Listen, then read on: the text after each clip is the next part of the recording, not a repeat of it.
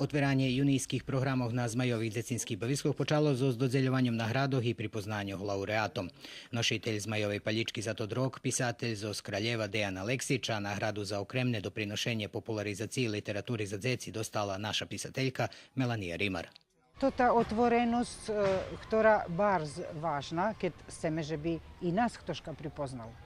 Nie możemy być zawarti i my u zahradki i uopšte u zajednici našej ruskej.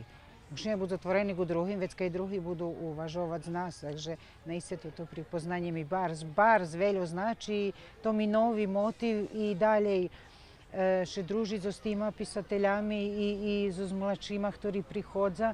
Všetky tí pisatelje, jak še mi voláme zmajovci i zmajovky, ja še za njima veľa roky poznam, ali to prave, toto sotrudnictvo mi prinieslo i toto pripoznanje.